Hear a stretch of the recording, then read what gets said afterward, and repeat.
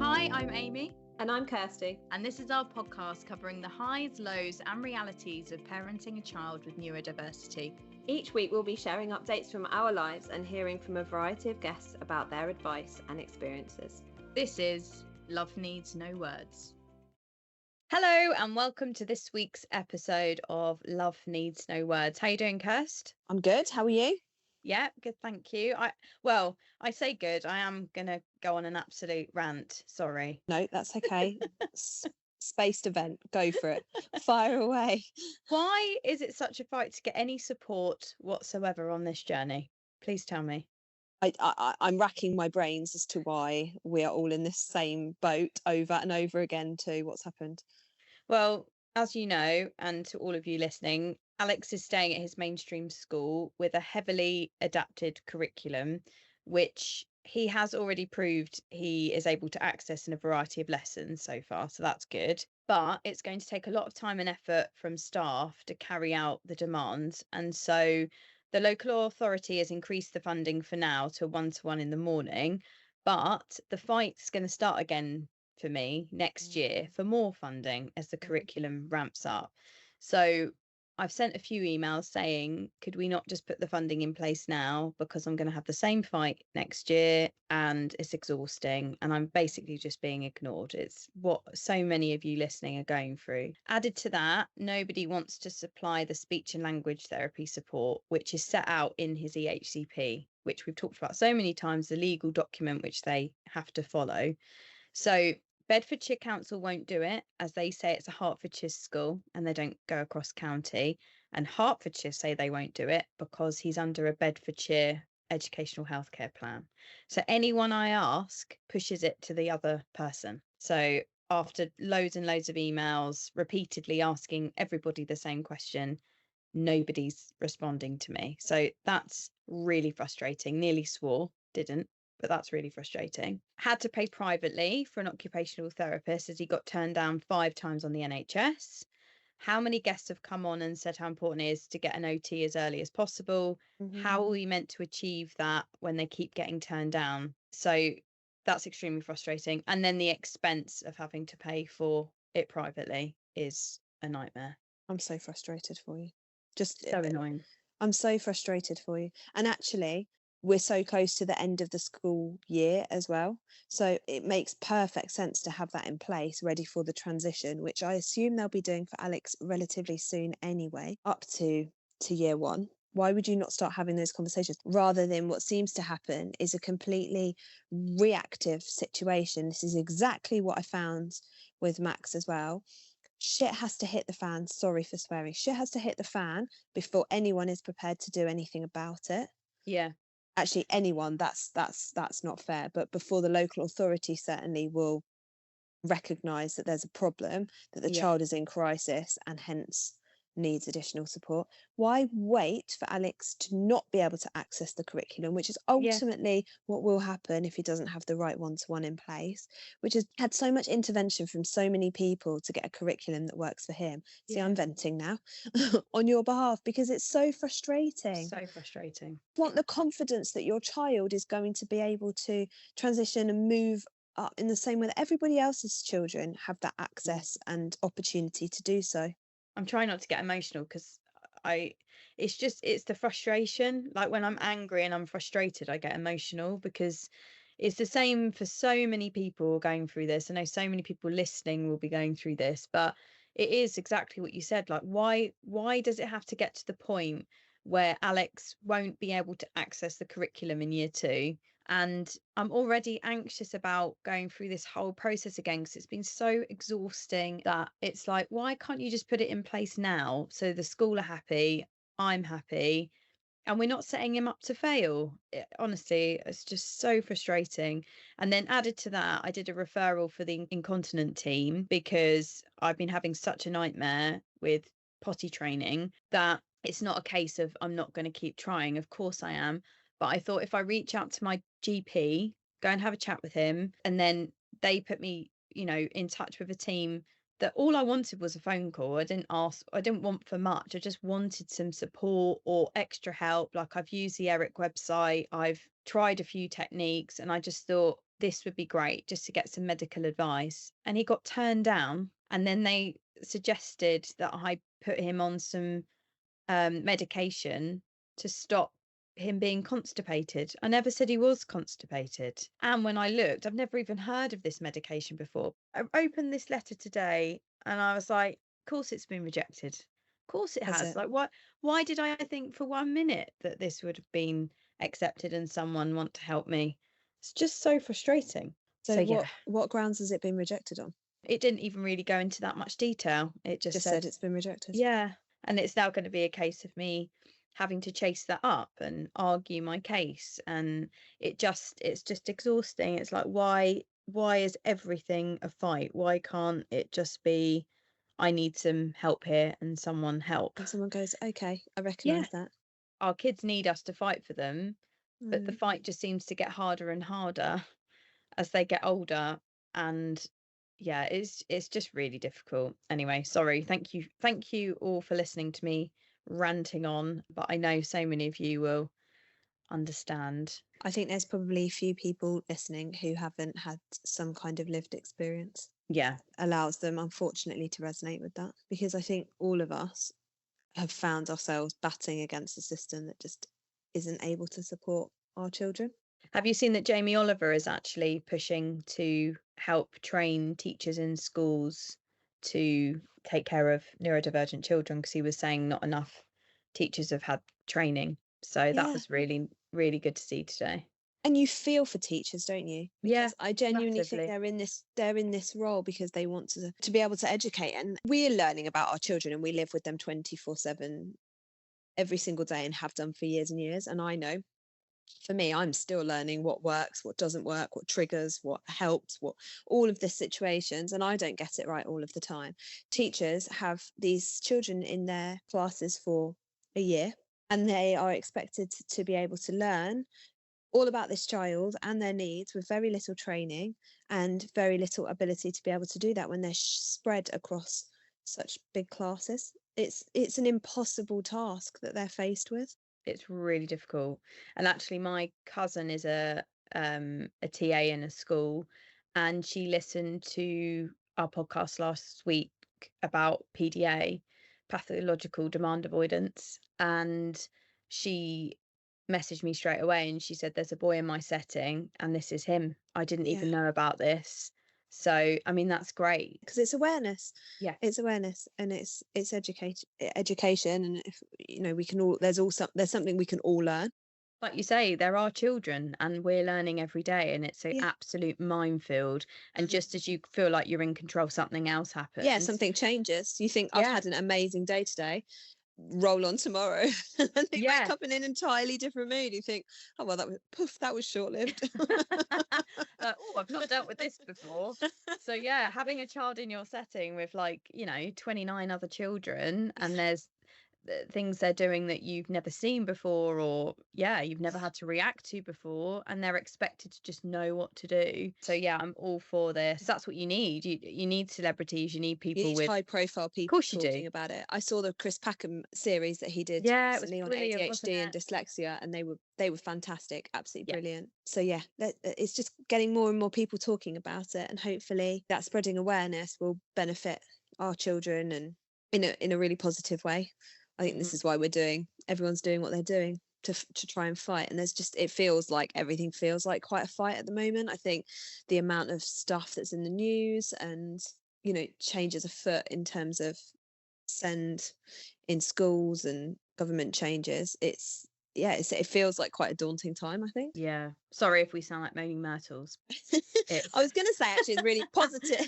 It's really positive that people like Jamie Oliver are talking about it. We do sound like moaning myrtles. So we've had half term since coming on here, and here we go. School. Oh no, we weren't going to. This isn't going to get any better. Here we come. This episode's on a downward. This is what people spiral. are here for. To make themselves feel better.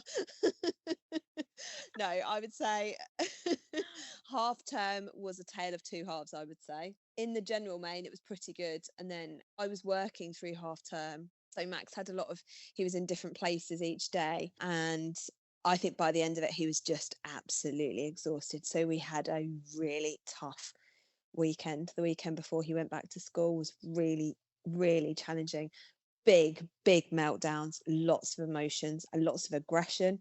He seems to be in a bit of a phase at the moment where he's sort of he's taking out his frustrations in like trying to squeeze us as hard as possible, which obviously when a child's got nails can be quite painful. Yeah. um it seems to be his kind of go-to at the moment. He was obviously really dysregulated because there was a lot of that. And it's I so was, hard for you as a parent to stay in control sometimes yeah, because when they're misbehaving and so hard. so hard to deal with that sort of challenging behavior, and you know they're just trying to communicate that they're not okay and that they need help, but they don't have the words to be able to do that.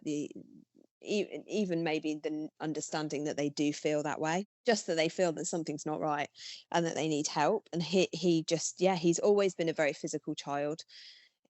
That's the way he shows other people that he's not okay. So that came out good and proper towards the end of half term. But there were some positives. He went to his school holiday club and he had a really good time.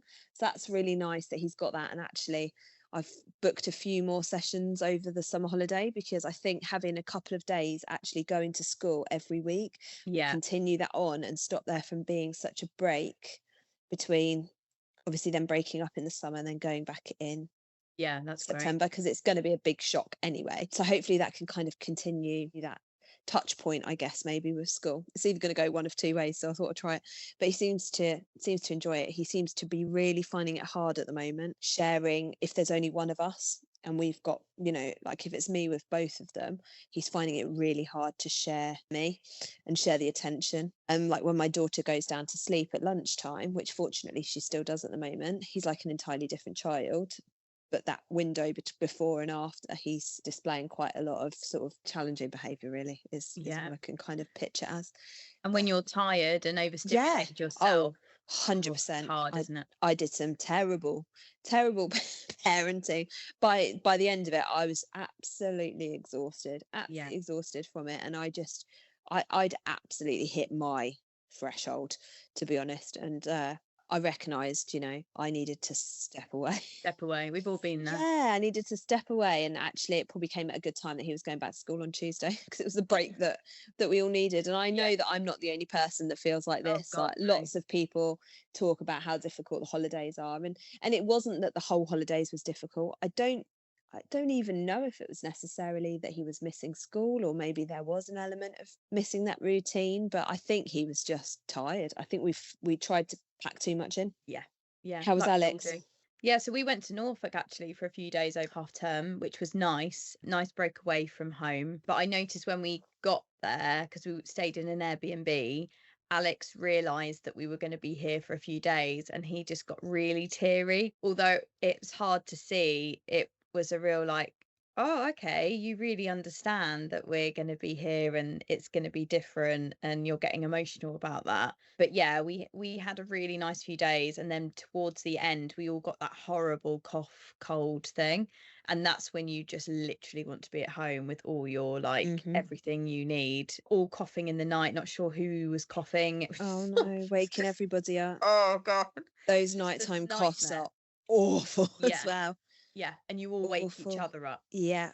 But yeah, apart from that, we had nice quality time. I'm sure many people feel like you sort of pass in the night sometimes. So it's nice to just Yeah. all be together and not be rushing out the door or, being asked to do something and you can't because you're trying to get breakfast ready or whatever. So yeah, we had some nice times. And then Alex did well with transitioning back to school. And he seemed really happy to be back because I know he just loves the routine of it all. So that was a bit of relief because, as you know, we had that one time that he found it so difficult and it was, yeah, quite emotional for me. So it was nice to see him sort of skipping back in and getting back into the routine.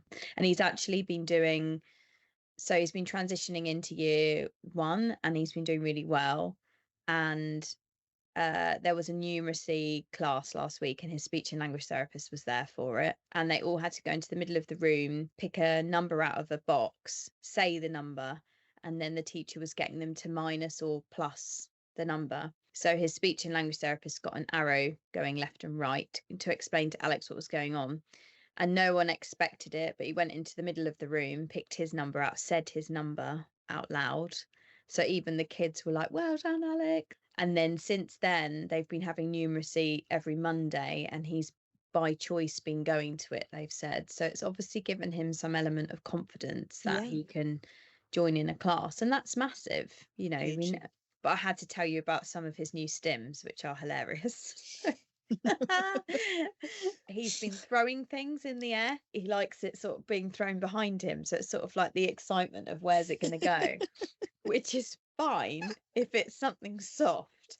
But his object of choice is stones. So he just launches it in the air. And you just think if anyone's Watch out. behind him, yeah, everybody out the way.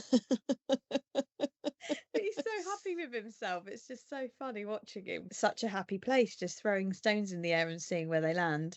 He's also started to talk along with programs, which is amazing. And a lot of what we watch is like poetic or rhymes. So that is helping. But he started to make the noise of things. So in the snail and the whale, the whale when it groans underwater. So he started being like, ooh, and Get him watching Finding Nemo. and then the scream as the snail falls, so that's like deafening. And then if there's like the kids laughing or whistling, I think he finds those sort of noises quite triggering. So he just goes over the top of it. So you're like trying to be encouraging, but equally Izzy started going, Alex, be quiet. So loud. So yeah, I just thought I'd mention them because he's in such a happy place stimming. But yeah, some of them are just hilarious and can be Love quite that. triggering for everybody else. The noisy ones. Yeah. Actually, is interesting what you were talking about, because mine have I think a partly sibling relationship where they get on each other's nerves. Oh yeah. For sure. But also Max is quite impulsive, and that can be to Eva's detriment. So like yesterday, so over the weekend it was her birthday, and yesterday he has like this ride on tractor, and Eva had decided she wanted to sit on it, so he thought it'd be great to sit on the bonnet backwards and like press the accelerator for her because her legs are too short. So he's doing this and they're having a nice little time, and then he's getting excited, decides to drive it underneath a slide, which basically almost takes her head off. Was doing it, drive straight into the flower border, and she's just like, what on earth just happened? But she's starting, it's really sad, she's starting to get quite nervous of him because she doesn't know how things are going to go and what the outcome is going to be, which often isn't in her favor. So she started going, go away, Max, go away. Go away, Max. She does it to me as well. Go away, mummy, go away.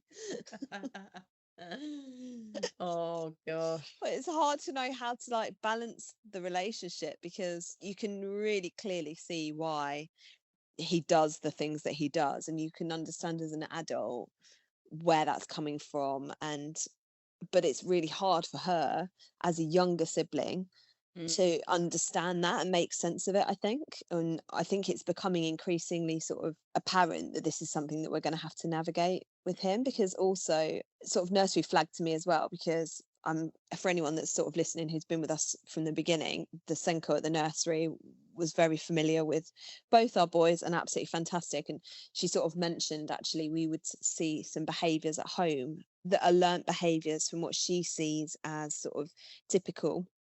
Actually, she wouldn't demonstrate that at nursery. They won't see that behaviour, but we might see it at home. So things that she sort of picked up on and copied. And she's started, when she's frustrated, trying to grab my arm and squeeze it. She's not doing anything. It's just what she sees him doing. So she thinks, oh, that's what I do when I'm frustrated. I'm going to copy. Yeah, so, of course. And with her, I'm kind of saying, well, I mean, I say no to him as well, but I'm more like, no, that's not what you do. You're feeling frustrated, we're kind of the hand, blah blah blah. But it's going to be a real juggle on how to parent them for their different needs. Yeah, absolutely. And like you say, I think it's across the board that they copy their older sibling, don't they? For us, I mean, I'm going to have no garden left at this rate. I mean, she just copies in picking all the flowers. Oh, so they've deadheaded all your flowers. We moved into this house and it was such a lovely, beautiful garden. And now it's just like, sometimes I just think, pick your battles. I mean, they're quiet for 5 minutes. Pick your battles and they will regrow again next year. Yeah, And you never know, they might have moved on from gardening next year. We might have found something else to do. My poor But you're right, you just want 5 minutes peace, don't you? I know, I just sit there and I think, oh, well, they're playing together and they're deadheading all of the lovely flowers that have just grown. It's fine. Yours are starting to get a relationship where they are, where they're really playing together and you can see that they're enjoying each other's company. I would say we're miles away from that. That mine do not get on very well together. Oh, well, Alex tries to pour water over her head in the bath. That's not been going down very well. We actually had that this evening. Just that. Yeah. She didn't like that. She did not take kindly to that. And he just sort of looks at her a bit like, why? What did I do? Oh, Alex just laughs. So just like, literally covered her in water. I All in think her it's eyes. normal sibling rivalry, isn't it? Honestly. But yeah, it is hard. Yeah, and it's hard to navigate because you don't quite know. I mean, I don't have a lot of experience, or I don't have any experience in it, so I'm kind of trying to navigate. Okay, what's everyone else dealing with here in terms of sibling situations, and what am I dealing with that's over and above? Because yeah, I just don't. I don't know. But it's not rosy in the garden over here most of the time, let me tell you. It's not rosy in my garden either. No. No roses left. Oh my goodness. Oh my goodness. Alex We've had still pushing as well, saying bye. So it's now really clear that he doesn't want something to happen. So Granny came for a few days last week because we went to this wedding. And then she came again last night to have Isabel. And Alex started to get a bit emotional again when she came in the house because I think, it makes sense. They're both thinking Mummy and Daddy going away again for a few days because Granny's here. So he literally turned her around, pushed her outside and said bye and closed the door. What a warm Absolutely welcome. hilarious. I was like, oh no, I hope she doesn't get offended. But I was like, that's such a real understanding though. It's like bye in context. Together. He's like, I don't want you here, thank you. Yeah, it's almost that I'm finished with this. This is not happening. Yeah, I don't want you to come because I don't want Mummy and Daddy to go away. So she came back in and she went, oh, it's really good that he knows what this means. And I was like, yeah. And also initiating interactions definitely improved, to John's delight especially. So when he gets home, Alex will go up to him and say go, and then John runs around the house and then tickles him. And then nearly everything now you'll be like, you say tickle, and he'll try and say it. And it's just a repetition of getting him to say it. He's for so long not had to say the words, and so it's just keeping on and on and on, to the point now where I'll say night, Alex, and he goes night. Night. Yeah, Amy, but honestly, 6 months ago you would not be saying this. No. 3 months ago I don't think you would have been saying this. It's mad, isn't it? It's so positive. We started this podcast and you had a non-speaking child, and that's what, in a space of a year, less than a year, he started to say words, which is just crazy. And John will have few moments where he'll get upset and say, I just want my son. I just want to be able to have a conversation with him.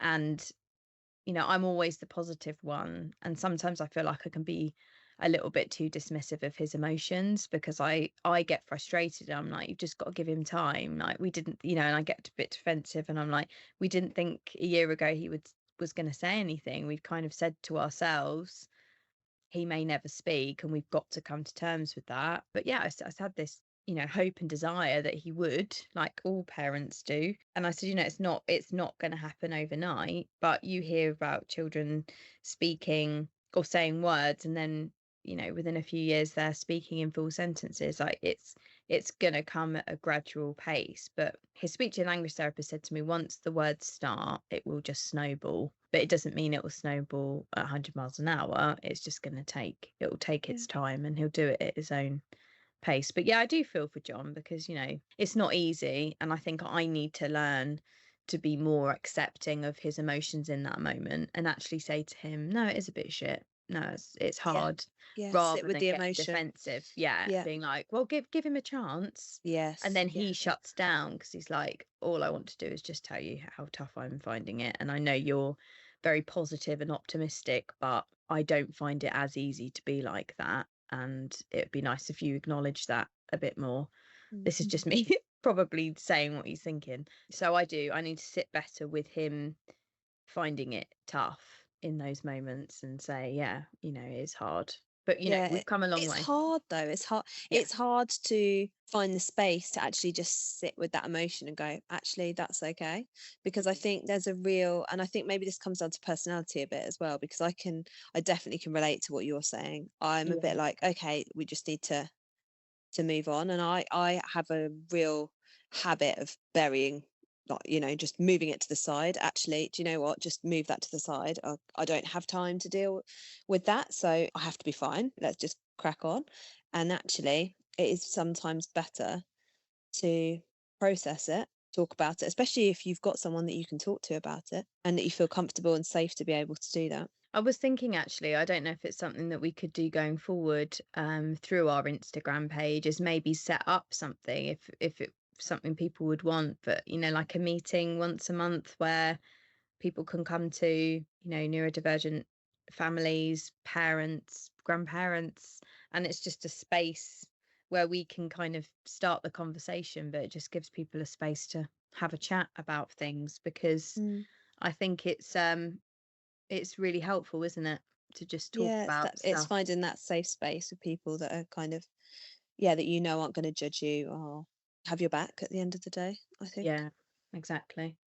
And it can be hard to find people like that in your day-to-day Mm. life who kind of, yeah, who genuinely do understand and get it. They're like gold. You keep hold of them, don't you? When you were talking about the words, it got me thinking about development things. And actually, we've had really difficult time with sleep recently. He's been waking up incredibly early, and then suddenly, almost overnight, he went back to where he was before. And I don't know, but he just suddenly was able to do things that he couldn't do before. Not huge things, but even in the park, climbing walls, being able to climb up there independently, being able to come down a fireman's pole, things that he couldn't do before.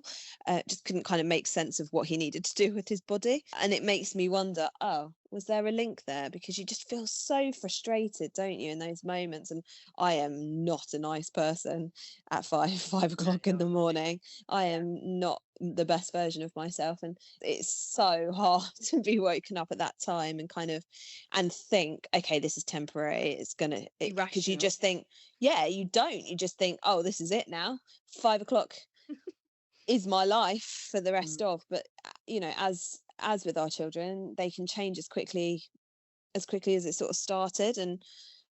And so, yeah, it made me think, hang on a minute, was there a link there between poor sleep, development, something going on? When they can't verbalize it and they can't talk about it, this is where I think this is for us where one of the biggest challenges comes. It's so easy afterwards to go, oh, in hindsight, this is probably what that was. But actually, in the moment, you think you're just kind of treading water. You're just trying to get through the constant meltdowns. Like, why is this happening? Mm. Meltdown after meltdown after meltdown, which for anyone that's child melts down, it's not an easy situation to be in. It's pretty brutal, actually, for everyone involved.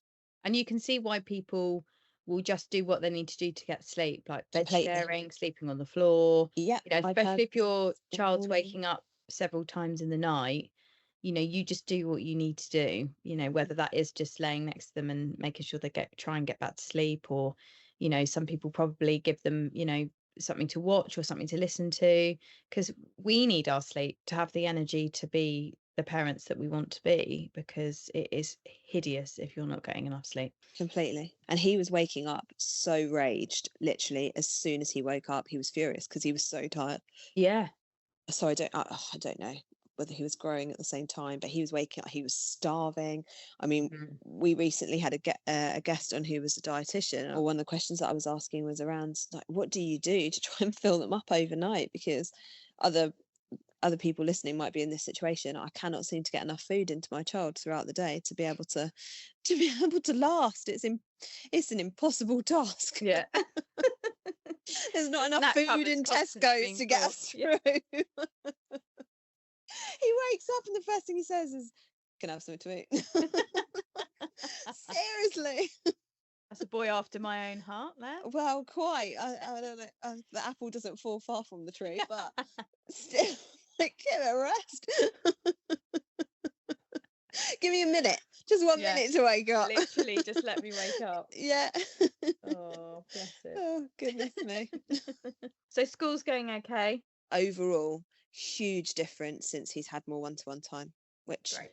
I was hopeful would happen. I was confident that more one-to-one time would help the situation, but it seems to have made a huge difference. He seems happier. There seems to be less anxiety going into school, and just was exactly what he needed, as Well, so many of our children do. They just need that support in various different ways, don't they? Whether it's to access the curriculum, or whether it's to help them with their social skills and being able to navigate. Like for Max, reception's been so hard because there's been so much free play, and for loads of children that's perfect. Free play is how they learn, but Max doesn't. He finds it really hard to navigate. He finds it incredibly confusing, tiring, because he can't make sense of it. He's just not he doesn't have a huge imagination to be able to take play further. So he can do quite transactional play, or if it's very functional he can, or if it's a game, etc., but that requires an adult generally. And so reception has been incredibly difficult for him. I know a lot of parents find that it can be really hard when they move up because the academic demands get more and there's more structure during the day and the free play reduces significantly, and that has an impact. Max will probably need one-to-one for various different things moving up through his school life, but I can't imagine that the lack of free play is going to affect him. You hear, don't you, that some actually really love the structure and they Yeah. thrive moving up because there's less free play, where I think Alex is at the point where he never used to be able to play with toys and didn't have that level of imagination to play, that now this is a bit of a novelty for him because he's like, oh, I actually now enjoy playing with toys. So I think for him, having that mix at first, I think they've got that right, where it'll be structure in the morning, still getting that play, and then hopefully in a year's time he would have kind of caught up and will want more of a kind of sitting down, structured curriculum. But I mean, yeah, how wonderful that they're both in an educational setting that have been willing to adapt and Completely. support them. And he spends time now at lunchtimes. He spends some time out with his friends, sort of supervised, and some time doing one-to-one stuff with an adult, which I think will just massively help him decompress during the day, because that one-on-one time he finds invaluable. He loves it. In fact, he loves the attention. He loves the attention. But actually, what I should note, there was a real moment of pride actually as a parent, like a heartburst moment on Friday. They had a poetry recital at school, and I knew he knew the words because he's been reciting it to me before bed for a couple of weeks now. So I knew he knew the words, but I didn't know how he'd kind of cope with so many people watching. And school were great. They did a social story, and I don't think there was a huge expectation on him. He did incredibly well. And then afterwards, the TA from his class came over and said, I am so proud of him. This is the first time he's done it all the way through. And I said to him, if you want to do it, now's the time to do it, because mummy and daddy are going to be here to watch. And he did it, and she honestly, I felt from her that she was really proud of him too. And I just thought, this is such a lovely school that you're at. They're really championing him as well, but he did a great job and we were so proud of him. Oh, that's so lovely. So lovely. I mean, all the children did really, really well. It was just one of those lovely moments where you think, and he was really rocking, he was doing all of the things that he needed to regulate. Lots of thumb sucking, lots of rocking backwards and forwards, but he did it. Amazing. He did and also to be in a position where those stims that he needed to do to get through that are, people are starting to understand what that is. It's being accepted, and he feels confident enough to do that in that environment, to get through the poem to regulate. And it's just lovely. Well, what a positive way to end the podcast. From two Moaning Moaning Myrtle Myrtle. to positive Nellies in the We've space ended on a of high. 40 minutes. Oh, Amy. Well, we just like to say, please like and subscribe wherever you get your podcast, because we keep forgetting to say that. We do. We Yeah, do. so please do. And we've got some great guests coming up sharing their own stories. And we've got experts, so Dietitian with a Difference that Kirsty touched upon there, talking all things fussy eaters. And the field_trips on Instagram is coming on to discuss the best holidays and trips for going abroad ahead of the summer holidays, which I'm really looking forward to. We're imminently going on holiday for the first time abroad. So, yeah, I can't wait to Get some hear it. top tips. I think the thing is, it's so daunting for us, as families of children that neurodivergent, thinking about, going abroad, but going anywhere different and how they will respond to that. So yeah, really looking forward to her coming on. And it's Carers Week this week. So we just wanted to say to all of you that you're doing an amazing job. Keep reaching out for support.